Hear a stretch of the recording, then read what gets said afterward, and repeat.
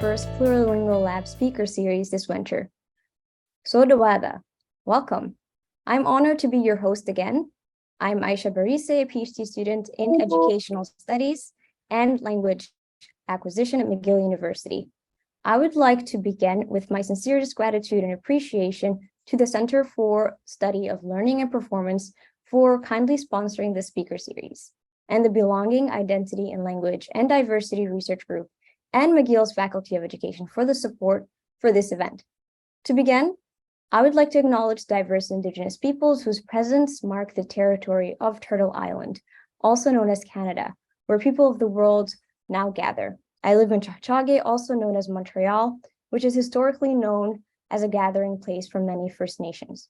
I acknowledge the Indigenous peoples of this land, including the Haudenosaunee and Anishinaabeg Nation.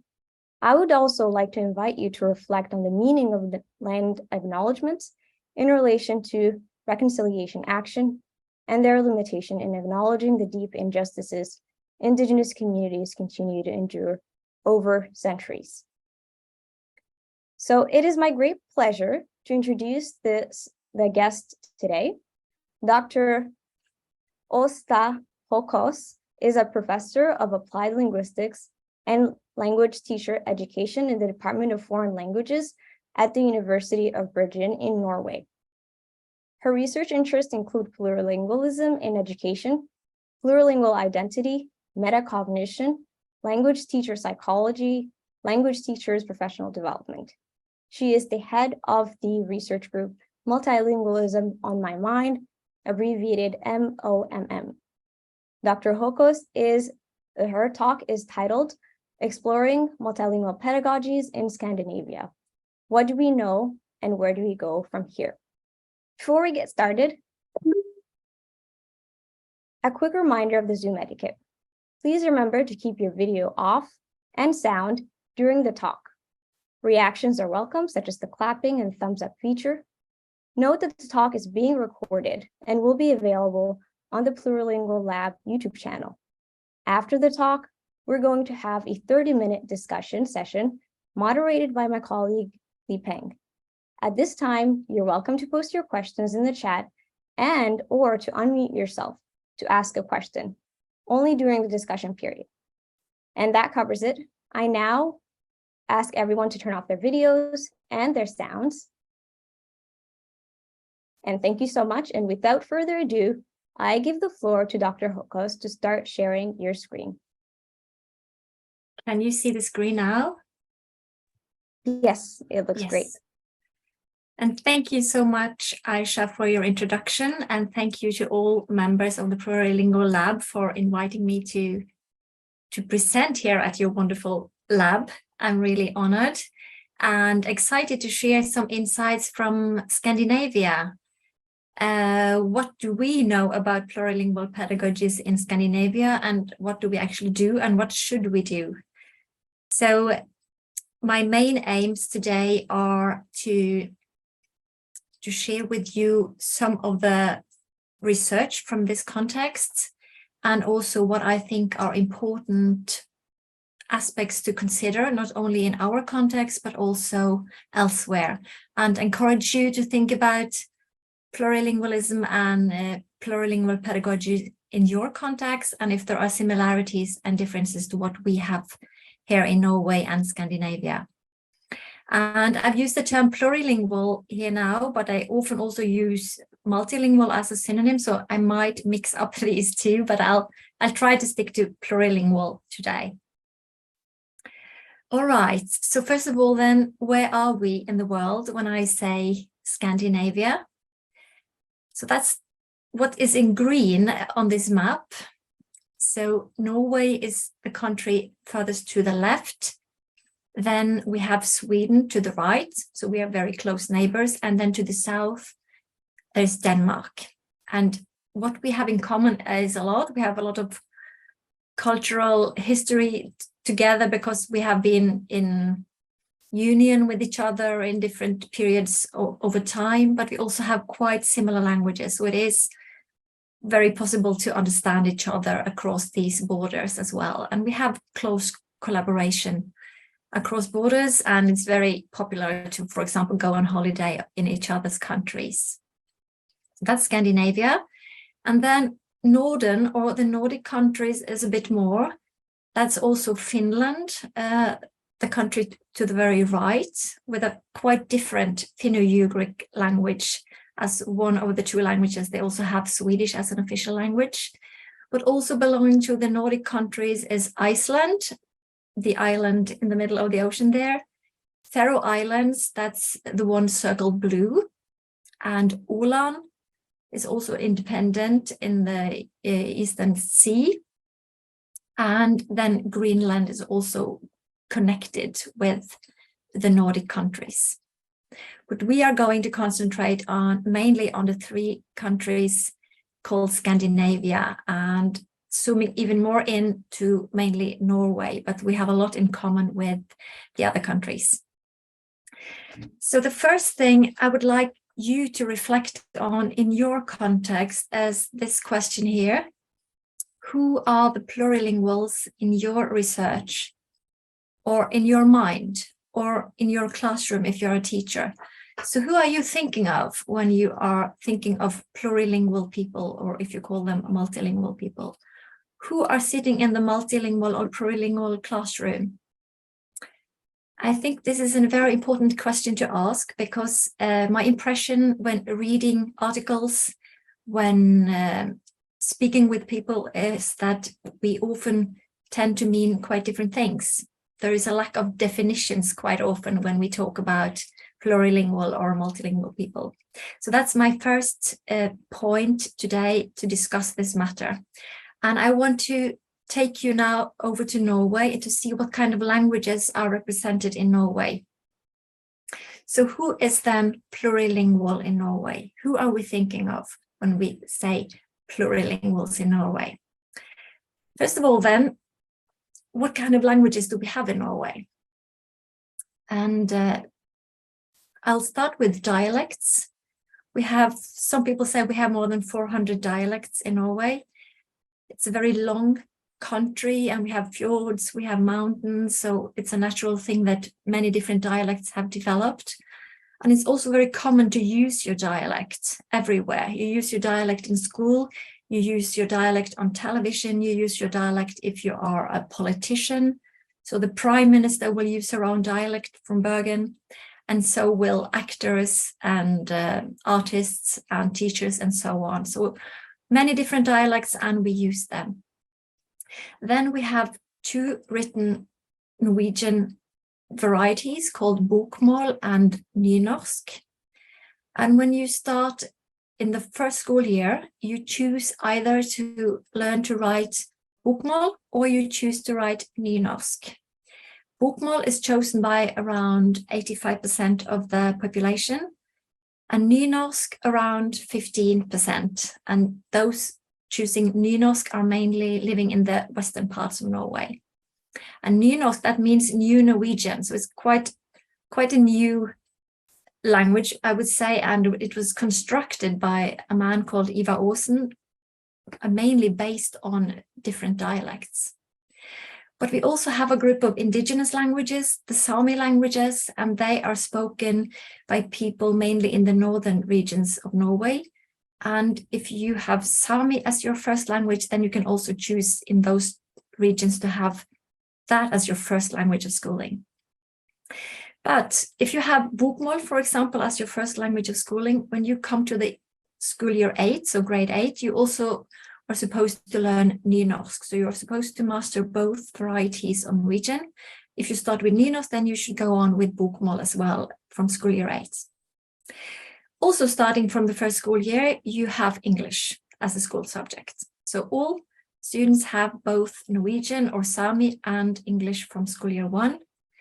But of course, English is all around, so you will have encountered English also a long time before that. There is no dubbing of films in Norway, yes, there is, but not that much, but a lot of music from the English-speaking world. So children will have heard a lot of English before they come to school. When they start in grade 8, they can choose to study a third language, typically French, German, or Spanish. In some school, also other languages like Italian or Norwegian Sign Language. And most people do want to learn a third language. So around 75% of the students decide to learn the second foreign language, French, German, and Spanish, typically when they are 13. But that's not all, of course. Particularly in the last decades, we have had increasing immigration to Norway. And therefore, we are now lucky to have a lot of different other languages also in our society. Around 18 or 19% of our population is now belonging to an immigrant population, or they are children born to immigrants. And they speak many different languages in their homes, but also in school and in different classrooms, of course. And I guess Oslo is the city with the highest number of different languages. We have further national minority languages with a special status that are protected by law, and they are Kven language, Romani, Romanes, and also Norwegian Sign Language. In addition to this, as I said, we have close collaboration and contact with Denmark and Sweden, and most Norwegians would say that they understand a lot of Danish and Swedish and are able to communicate across borders with our neighbors. So that's the language landscape of Norway, a lot of languages. And just to give an example from my own background, I'll just tell you a little bit about my plurilingual journey. And I'm not saying it because I'm special, because I think I'm quite actually not very typical. This is what many students and experience. And that is that you grow up with the dialects. My dialect is one from a bit of outside of Bergen. So there is one dialect in Bergen city center and one outside. And can you see me on this picture? I'm the girl all the way up to the right. And I grew up on a farm. We had I was a bit teased in primary school because they said I have the farmer's dialect. I also had nynorsk, so New Norwegian, as my first language of schooling. And I really enjoyed starting learning English. I find it really fascinating with English and all the songs we learned from our teacher, Turi. And then in grade 8, I started learning German. And I really liked that too, because we had a lot of friends in Germany. My father played trombone in an orchestra, and we had friends in a brass band in the south of Germany. So that was fascinating as well. Then in upper secondary, I also decided to learn French. So then that was my fourth language. And when I finished school, I moved to northern Norway. I learned a bit of the Sami situation there, but it was really inspiring for me to also see that people who hadn't grown up with the Sami language now wanted to learn Sami. That was an important part of their identity. I decided to become an education as a teacher, as a language teacher. And I was qualified to teach 3 different languages, so Norwegian, English, and German. And I also studied Norwegian as a second language or additional language. So with all of these languages in my luggage, I worked some years as a teacher. And I would claim that with all of these languages, I am plurilingual. But I would also claim that so is everybody else in Norway and Scandinavia. We are all plurilingual because we all learn the minimum of 2 languages in school, Norwegian and English, or Danish and English, or Swedish and English. But most of us also learn additional languages. We speak different dialects. We understand Swedish and Danish, and very many of us also have other home languages. So I would claim that everybody is plurilingual.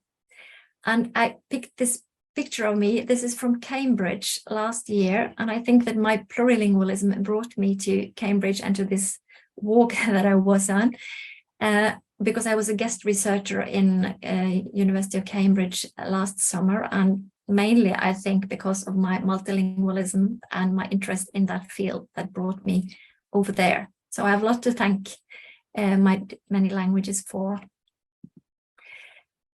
Still, I have recently published a chapter on who are the multilinguals, or who are the plurilinguals, if you like, in this book called Multilingualism and Identity, which has a lot of very important and interesting chapters, edited by Wendy A. Bennett and Linda Fisher. And in this book chapter, I discuss this question that who are really the multilinguals? What do pupils in school think? How do they see themselves? And what's the public debate like? Who are others referring to when talking about plurilinguals or multilinguals? Because what I see when I read articles, when I talk with other scholars and colleagues, is that when referring to plurilinguals or multilinguals, they mean not everyone in Norway, for example, or everyone in Sweden or in other countries. It's typically people with immigrant backgrounds who are referred to as plurilingual, or people with minority language backgrounds. They are plurilinguals. And to me, I've always been quite puzzled by this. For example, in the Norwegian context, when we know that most people in Norway learn 3 languages in school and they understand more than that, why aren't they referred to as plurilingual and multilingual? And Anne-Valerie Sikkinger, she wrote a PhD about the same topic, looking into who are we talking about when we say plurilingual or multilingual people. And she noticed that the learners of foreign languages, whatever their level of proficiency, are not identified as multilingual. So to be multilingual, when you say multilingual classrooms, multilingual students, multilingual families, there is a tendency to mean just a subgroup of a multilingual population, namely people with immigrant backgrounds. In a study that I did with pre-service teachers, I asked the students what were they thinking of when they heard the word flerspråklig, so multilingual or plurilingual. And they hesitated a bit to answer this question, but then one of them said, I think plurilingual is a neutral code word for being an immigrant. And I actually think that this student is quite right in the fact that the meaning of the word has in a way disappeared. Plurilingual, more than one, many, and has become something we associate with a group of people instead of thinking about them knowing multiple languages. And I'll get back to this, but I think it's unfortunate both for people with immigrant backgrounds that they are the only ones being referred to as plurilingual or multilingual, and it's also unfortunate for people with majority backgrounds that they are excluded from being called plurilingual. I'll get back to this. And with that, I'll turn to teachers, because in the classrooms, we have students. I said they're all plurilingual, but that doesn't necessarily mean that teachers agree. And anyway, what do they think about plurilingualism and plurilingual pedagogical approaches? We know that teachers are really the most important people for students, no matter what they are teaching, but particularly also for implementing plurilingual practices in the classroom. Teachers are the ones who will do that. Teachers are the ones who must be interested and know about plurilingualism and plurilingual pedagogies to make a change in the classrooms. So what actually are teachers' beliefs about plurilingualism and plurilingual pedagogies? This has been something I've been interested in for several years. Like I said, I myself teach 3 different languages, or did, in school. So for me, it was quite natural to see these languages that the students also were learning in a relationship with each other. But that was not necessarily the case for all teachers. And in 2016, this article was published, Teachers' Beliefs about Multilingualism and a Multilingual Pedagogical Approach. This was actually one of my first articles that I published in English. Before that, I had mainly published in Norwegian and in German. And I was quite surprised to see how many people were interested in this article. And I think it was kind of a door opener for me also academically to write this article. So what I did here was that I had focus groups with teachers teaching the second foreign language in Norway, so teaching either French, German or Spanish, had them together in groups in 4 different schools. And I asked them various questions about their own multilingualism or plurilingualism, the plurilingualism of their students, what they were doing, if they were doing anything in the classrooms, and what they were not doing, and also if they were collaborating with each other across the borders of the language subjects. And here are some of the main findings from that study. First of all teachers expressed that, yes, multilingualism can be a positive thing. And first and foremost, they all agreed that multilingualism had been an advantage for themselves. They told stories about how they could travel around the world, make themselves understood, and also understand closely related languages. For example, a Spanish teacher will also understand Italian quite well. But they said that, well, to be multilingual for students is not necessarily an advantage. And they had many examples of students who knew many languages but didn't seem to do well in the Spanish or German class anyway. And several of them said actually what should be done about this, and that is, of course, they have to be aware how to use their multilingualism for that to be an advantage. And I think that's a key for my own research as well, that multilingualism is not really an advantage to you if you don't know that it can be an advantage and how to use that richness of your own multilingual repertoire for learning languages and using languages and for communication with others. So yes, multilingualism can be a positive asset. Then they said, most of them claimed that yes, we make often use of students L1s and L2s when teaching the L3. And by L1, they meant Norwegian, and L2, they meant English, when teaching German, French, and Spanish. Quite few of them used students' other home languages in the teaching, but mainly also things they knew themselves about the L1 and the L2. What they all admitted to do was to do this quite sporadically. It was not something of a systematic plan of when to use these languages. It was maybe more of coming up with ideas of comparing things there and then.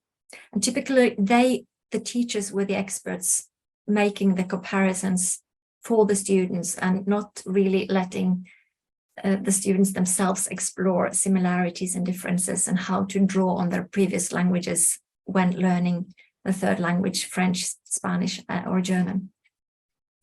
The third main finding from this one was that they said they made quite a lot of use of their previous languages, but the transfer of learning strategies was really very rare and something they didn't really think about.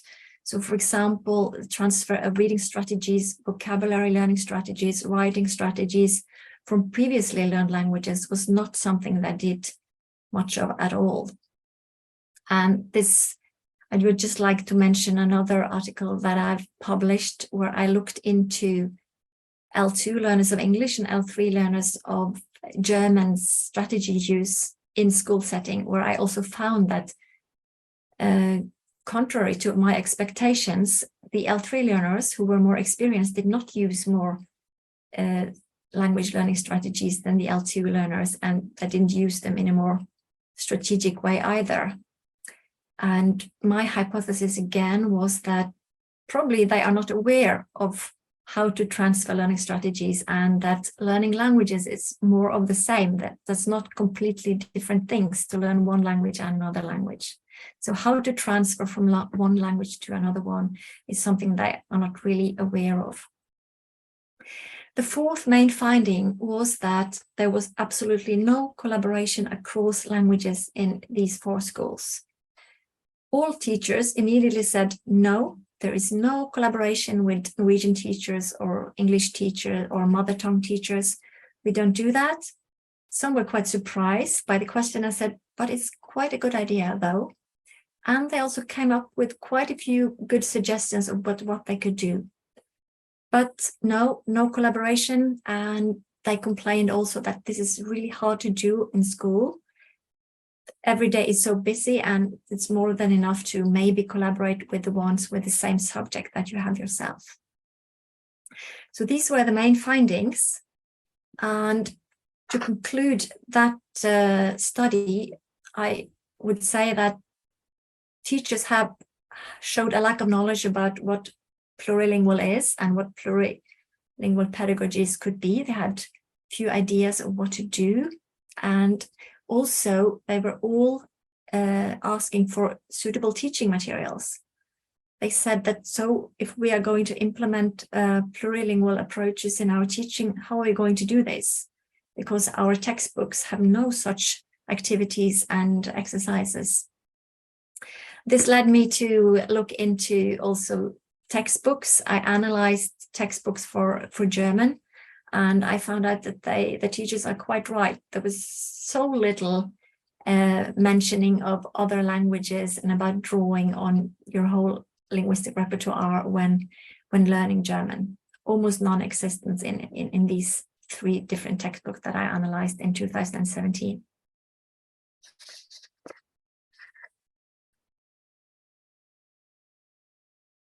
So this was in 2016, this study. And after that, I've seen so many publications, PhD theses written, and research groups starting to focus on multilingualism or plurilingualism in Scandinavia. Actually, this, what I could call a multilingual turn in Scandinavia, has been so big that it's almost a feeling that everyone has turned in that direction now, and it would be impossible for me to mention all the studies that have been published only since 2016. So what I can say is that the findings from most of the other studies about teachers' beliefs and knowledge and approaches to plurilingualism are very similar to the ones that I found back in 2016. Teachers think it's a good idea to focus on multilingualism, but they don't really know how to do it. And if they do it, it's very sporadic. So still a lot of insecurity of how to do things. But of course, there are some nuances in here, and I'll decided to pick 3 of all of these very many studies and present them briefly to you. The first one is one by Calafato, who is also a previous PhD student of mine. He asked many hundred teachers about their own multilingualism and to what extent they had implemented multilingual teaching practices in foreign language classrooms. And by foreign language, he means English and French, German, Spanish, Chinese classrooms in Norway and Russia. And this study is published in Teaching and Teacher Education. Calafato made his own questionnaire for the purpose. This questionnaire is called MultiTeach. Can also be had if you contact Calafato himself, and for you to look into if this is something you can use in your context. His main findings were the following. He had 517 respondents, and it was quite interesting to see that multilingual teaching practices were more frequently reported in the Spanish and in the German classroom than in the French and the English classroom. One other finding was that English teachers were the ones who implemented multilingual teaching practices the least frequently. And the teaching of more than one language led to more frequent implementation of multilingual teaching practices. So a teacher who was teaching 2 or more languages in school were also much more likely to also use multilingual pedagogies in his or her teaching, which is maybe not surprising, but it also is something to think about in contexts where there is teachers are only teaching one language. Then there might be a tendency to focus only on that language and not really be aware of other languages that are taught in school and how they can be linked. I also find it really interesting that English teachers were the ones who implemented plurilingual approaches the least frequently. This is only a speculation, but I'm wondering if the so-called communicative approach has been more strongly fronted in English than in other languages. This English only, we will pretend we are in England or in the United States, and therefore we should not use other languages.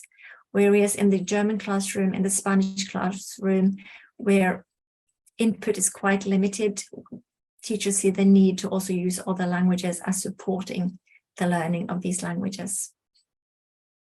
So that's Calafato. And then this is another study from the Norwegian context where the authors asked if professional development is helpful. Because, like I said, there is little use of plurilingual pedagogies in schools. And my colleagues here from Trondheim, they worked with English teachers to see if it would be helpful to give them workshops, to present to them different ideas of how to work with plurilingualism and plurilingual pedagogies in the classroom. They interviewed teachers before having all of these workshops, and they also observed the teachers and they interviewed them afterwards. What they saw was that the teachers were mainly quite positive, just like I said before, and interested also in the different approaches. But then when observing them after this intervention of the 12 workshop, they were actually quite disappointed that there was not much of a big change in how the teaching was approached. There were few signs of plurilingual pedagogies, and it was not at all in a systematic way. This is an example of using multilingual or plurilingual also in the way that I mentioned earlier, where multilingual is mainly refers to pupils with immigrant backgrounds and not the whole student group. This is a very new study from Sweden, Attitudes and Beliefs on Multilingualism in Education, Voices from Sweden. And again here, multilingual students, they don't define it, but what they mean, that's quite clear from the context, is student with immigrant backgrounds or students born to parents with immigrant backgrounds, student with other home languages than Swedish. What we see here again is actually very similar to what we saw in Norway, that teachers think it's a good idea with multilingualism, but they are not necessarily ready to do a lot about it in school. So to sum up, researchers are much more keen on plurilingualism and plurilingual pedagogies than what teachers are so far. And there is still a lot to do in this field. But then, what kind of plurilingual pedagogies are Scandinavian language teachers expected to implement? They are asked by us, teacher educators and researchers, to work multilingually or plurilingually in school, but what actually are they supposed to do? They are all tied up to the curricula of the different countries, and in none of the curricula in Scandinavia, in Denmark, Sweden, and Norway, multilingualism or plurilingualism is defined. But it is possible to look into them to see what kind of plurilingual pedagogies are expected of the teachers. And actually, this article came out just in time. It was published yesterday.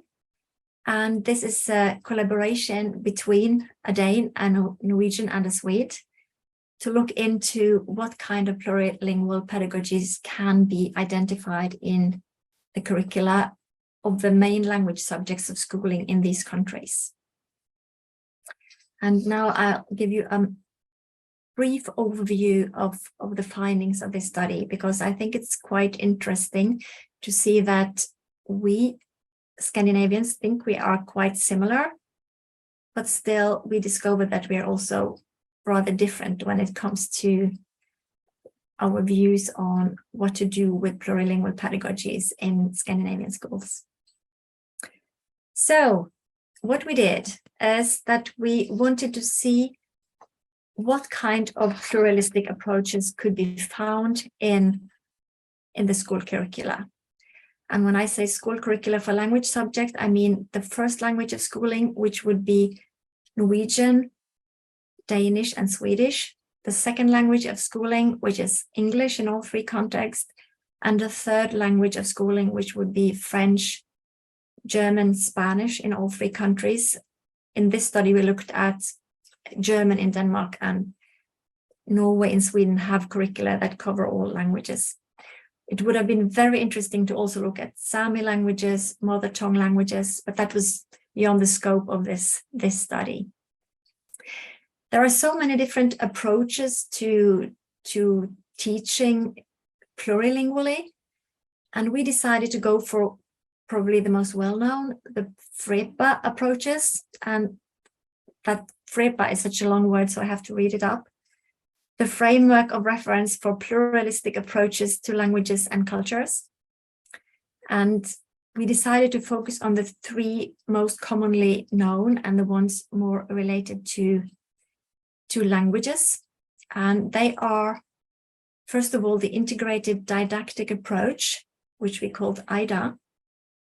And this is an approach where transitions are made between languages known by the students. So, for example, when learning German, the students already know Norwegian and English, and to draw on your knowledge of these languages when learning German. Can also go the other way around, and when learning Norwegian, you can remind students about patterns in English and Norwegian. So kind of to see the relationship between languages. Can also be, I think, compared with translanguaging as well, as you're encouraged to use all your languages in the language learning process in different ways. So this is if you look at the arrow down there, you see that this is a low extent of language diversity, because it's more or less tied up to the languages that you know, and typically languages that you learn in school. Then the second one is called intercomprehension between related languages. So here the goal is to learn and understand languages from the same linguistic families. And this is a quite well-known approach in Scandinavia. And that's also a stated goal of all Scandinavian countries, that we should be able to understand each other across borders. So Swedes, Norwegians, and Danes should be able to understand each other. And then Éveil aux langues, or awakening to languages, which is more of just that, awakening to languages, to become curious about different languages, language diversity, explore language diversity in your own language with different variants, but also to include all kinds of languages and linguistic varieties. So that's typically has a high extent of language diversity. So we use these three different approaches to analyze the language curricula of these 3 countries.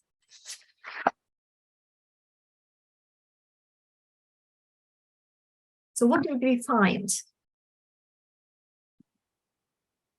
When it comes to the integrated didactic approach, we found that Norway and Denmark had this approach, and it was quite strong in both countries, where both Danish and Norwegian students were asked to draw on the languages that they knew.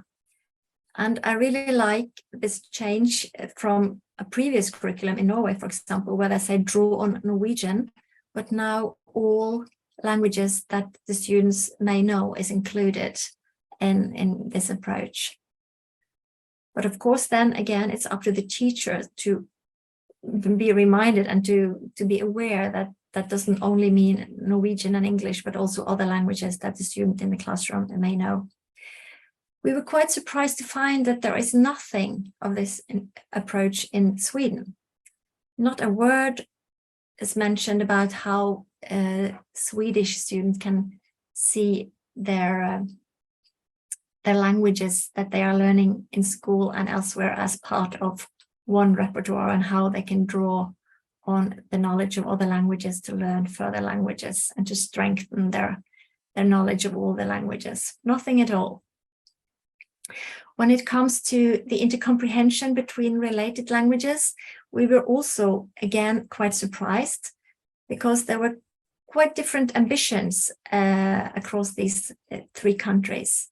We found that in Denmark, the students are expected to learn to communicate with Swedes and Norwegians. That doesn't mean they should learn to speak Norwegian and Swedish, but to use their Danish to talk with us Norwegians and Swedes and to practice understanding the others. The Norwegians are not expected to communicate with their neighbors, but to be able to understand. And again, less ambitious is Sweden, which is asked to only know about similarities and differences, and not really neither understand nor communicate with the others. So quite different learning goals about intercomprehension between related languages. So if this is implemented in school, it could lead to different levels of understanding in these 3 different contexts. Norway also had a special way of using intercomprehension, because already from the first school year, the second variety of Norwegian was supposed to be digested, so to say, by reading text, listening to the other variety, so that intercomprehension also between Norwegian varieties was something that was stated very early on. And like I said, you were expected to be able to communicate written production in both, starting from in grade 8. When it comes to awakening to languages, I said that all kinds of languages could be included, but we saw that in Denmark, this was quite restricted, so that awakening to languages made become awake to the fact that there are different variants of Danish and in the Danish subject and different variants of English in the English subject. Whereas Norway and Sweden had a much more open approach to this awakening to languages and to awakening to linguistic diversity, where they encouraged to explore variants of Norwegian or Swedish, but also Sami languages, minority languages, and immigrant languages present in the countries, but also whatever languages you would be interested in looking at all over the world. So a much more open approach. Another thing that we were quite surprised to see was that Denmark was only occupied with understanding Danes, Norwegians and Swedes. And they were not mentioning at all that they have strong political connections with Iceland, Greenland, and also the Faroe Islands, who have in different ways been colonies or have had different ties and still have with Denmark. We know that in these 3 regions, students in school learn Danish. They learn Danish every week. And then we found it quite interesting and even a bit shocking that it's not the other way around. The Danes are not at all expected to learn about languages and the language situation in these countries. So this is something to reflect more on, I think. So that's, in short, the language situation here in Scandinavia. But what do we need to do from here? So we know that teachers don't know too much about it. We know that there are different ambitions for working on plurilingualism in the curricula, but still it is embraced in all curricula, but in different ways. So where do we need to go from here? And I have a few suggestions. One is that it is important that we see all students as plurilingual or multilingual. And I'm reading now from my chapter in that Multilingualism and Identity book. If schools and teachers start acknowledging multilingualism as a phenomenon relevant for all pupils to explore, multilingual pedagogical approaches to learning may be implemented more frequently. And the reason for this is that teachers have a tendency to think, and we all do probably, have to think about the biggest part of a group and to do a teaching approach that can cater for all in a classroom.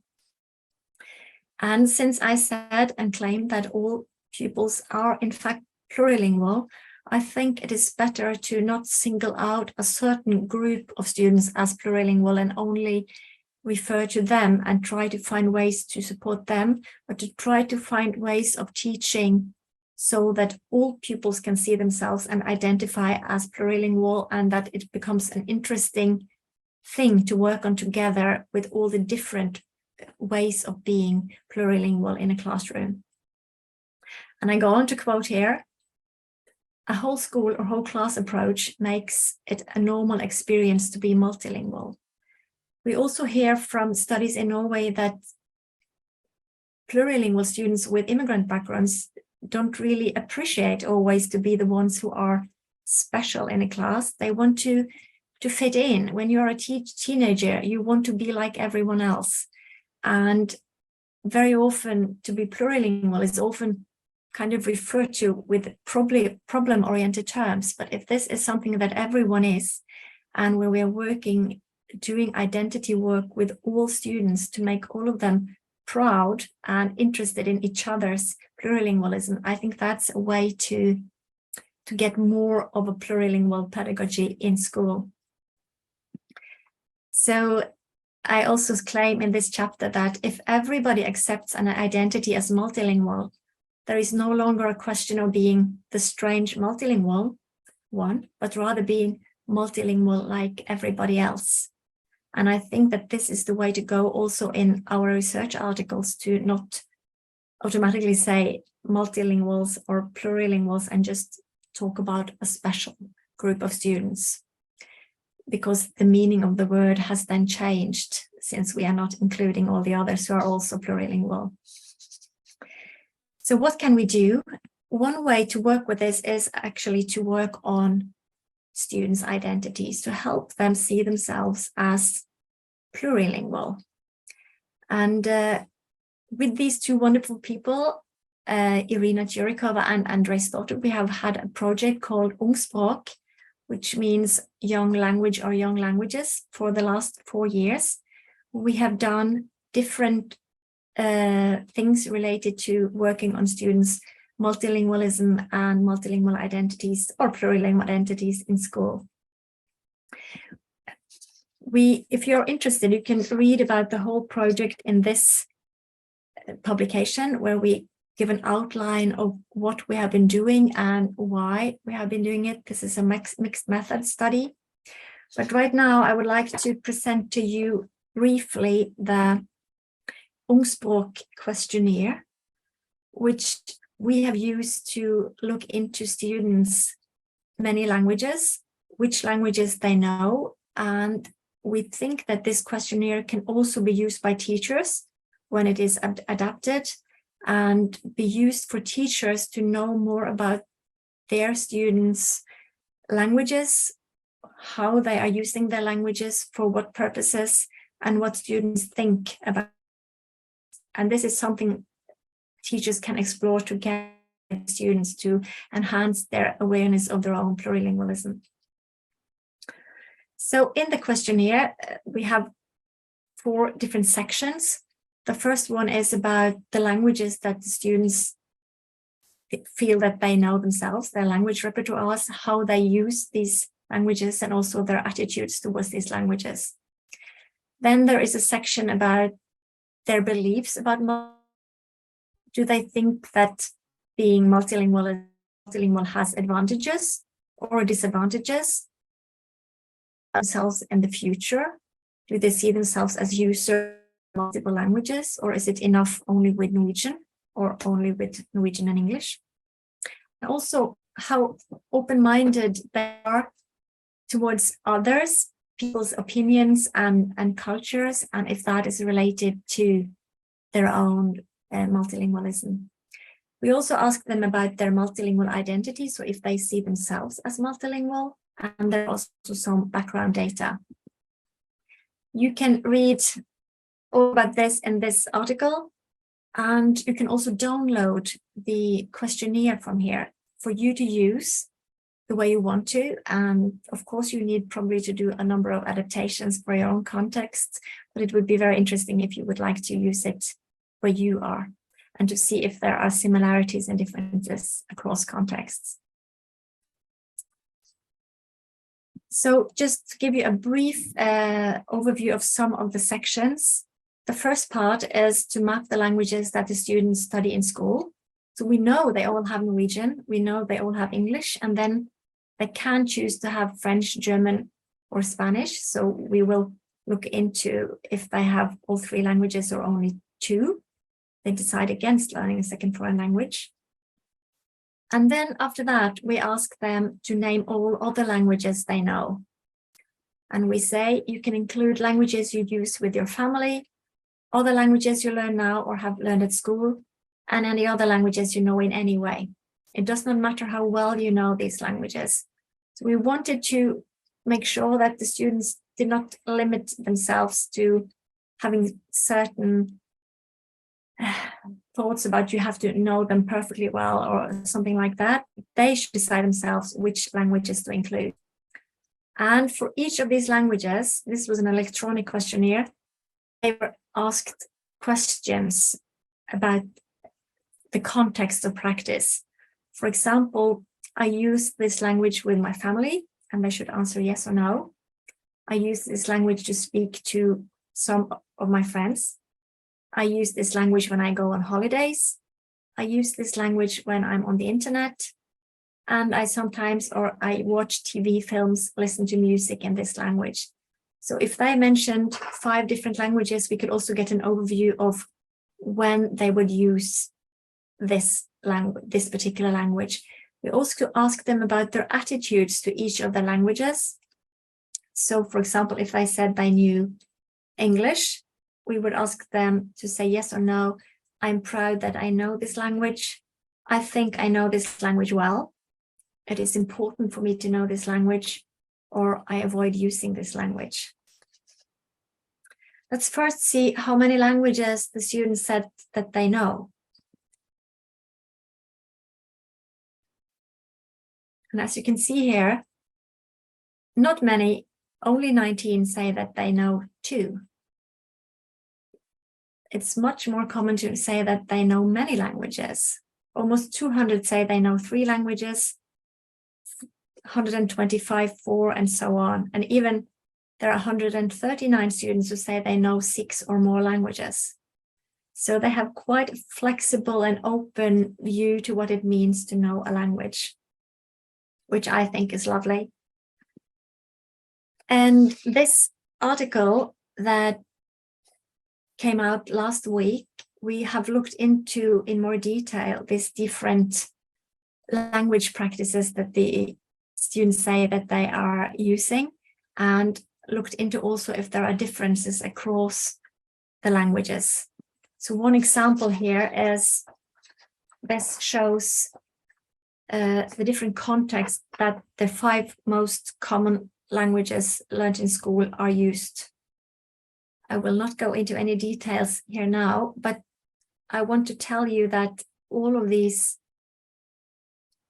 visuals are interactive, and if you get back to this later on, you can click on these visuals and explore them in much more detail than what I am doing here, to see what languages are used for which purpose.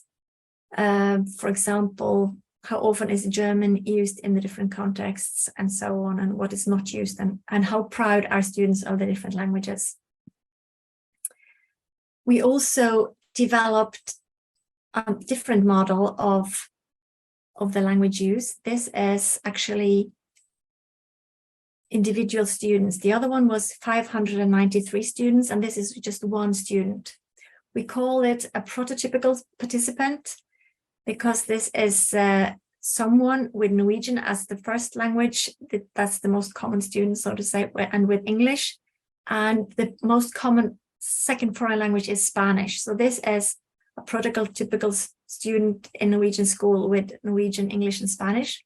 But as you can see, a prototypical student knows much more than that. So this student has mentioned not only English, Spanish, and Norwegian, but also sign language is part of his repertoire, or her, Danish, Spanish, and Swedish. And these different colors are the context that these are used in. So for example, you'll see that yellow is family, and this student is using sign language only with his family. And the same for Norwegian. And then there are other contexts for the other languages, like Spanish is for holidays, Swedish also on TV and films and internet, and so on. This student has also mentioned Danish, that's to the right below, but has no color, meaning that the student has no context where he or she uses it, but he or she feels that he knows it. I don't really have time to go into much more about these visuals, but they are quite interesting to explore. Let's see now if I can move on. This is another student with Polish as his first language, who also knows Russian and German. And we could also look into his attitudes towards these. And it's interesting to see that the students have ticked yes for all. He's proud of using Norwegian. It's important for him, but he avoids using this language. That's the brown one or black one. And he think I knows this language well. There are also 2 languages that this student is avoiding, and that's German and Russian. And we don't know anything more about why this is so, and that's the limitations of a quantitative approach. Here we would need also to ask the students more. There are also some background data that I cannot go into now, but we were interested in knowing if people with immigration backgrounds, meaning either coming from other countries or their parents were coming from other countries, had different opinions about languages and language learnings than the ones who did not have immigration backgrounds. The same with students who had stayed for a longer time abroad. That influenced their attitudes towards multilingualism and how many languages they knew and liked. And also if students with having friends with other home languages had other opinions and attitudes about language learning. And we have published one publication about school students' beliefs about the benefits of multilingualism, because we think this is not often addressed in schools. Why are we learning languages, and what can be advantages for you? We asked them a number of statements in this questionnaire about, do you think you become more creative, more intelligent, make more money, and so on. But we also asked if they think they will learn languages more easily if they know multiple languages, and also if they think they become better at all of their languages if they learn and know many languages. And they were quite skeptical about their cognitive advantages, the general ones, but they were quite positive about these multilingual advantages, that they thought they would know languages better and learn easier when knowing also multiple languages. And they also thought that knowing multiple languages made it easier for them to understand other people's perspectives, which I think is a very positive finding. We also found, and that's in red, that the ones who were most positive towards multilingual advantages had friends with other home languages than Norwegian. They had migration backgrounds or they had experience living abroad. So these were the ones that were most positive. And we think this is really interesting. We can only speculate why this is so, but we assume it is because these people have direct experiences with what it can mean to know multiple languages themselves. And then the question is, how can this be transferred to the language classroom? How can students encounter authentic and multiple languages in the classrooms and have a feeling and experience that this is of an advantage to them and not something that will happen to them when they are adults? This is the publication if you want to read more about this one. There is also a publication about if they are more open-minded than others if you are learning multiple languages. I cannot go into that now because I would like to say a few things about students and if they think they are multilingual. And as you can see, they do think they are multilingual. 67% answer yes, 9% no, and 24% not sure. So more than 2/3 are confident that they are multilingual, and they give several reasons for that. Most of them say it's because they know many languages, but also 1/4 is not sure, and that's because they don't really know what the word means. Some of them say, but also that they don't really know what it takes to be a multilingual or plurilingual person. So this is also something that can be taken back to the students in the classroom and to discuss with them what it actually means and to try to help them become confident that they are all plurilingual and how that can be a good thing for all of them. I will end now by just saying a few words about something that I'm also missing in research, and that is that there is so little research on language teachers collaborating across the borders of the language subjects.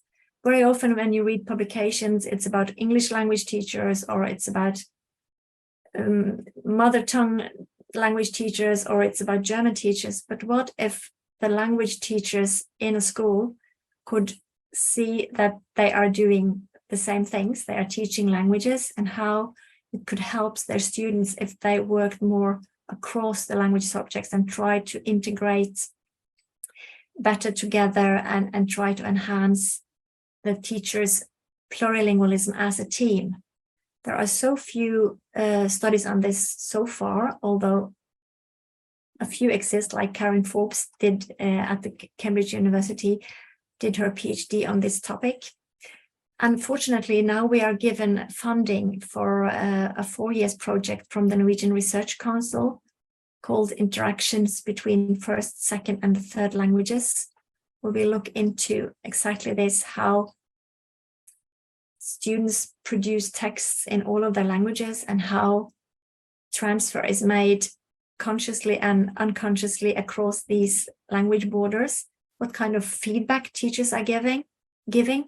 And in the last work package that I'm leading together with Eli Marie Danbolt Drange from University of Agder, we are looking into and exploring how language teachers can implement collaboration across language subjects.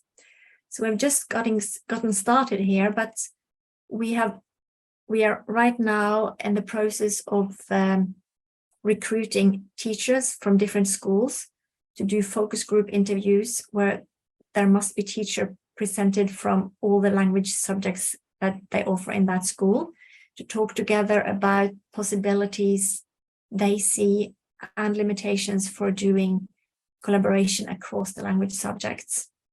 And with all of these findings and insights, and also based on literature reviews, we will design workshops for teachers in each of these participating schools to try to develop models, good models for collaboration across the borders of the language subjects, and to see as a first step to what extent that can foster plurilingual students who are also aware of all the languages and how they can use the languages in better ways to learn more in all of the languages, but also to have meaningful lives as plurilingual citizens. I think that's all I had to say today. Just what if language teacher educators also could collaborate more, because we should also do that and not in the schools. And with that, and let's collaborate, I'll stop. And again, saying that we should see all students as plurilingual. And thank you so much. Thank you so much, Dr. Haukås, for sharing this wonderful presentation and for sharing your insightful and multi-layered research on plurilingualism from the Scandinavian context. I now hand it over to my colleague Li Peng to moderate the discussion session.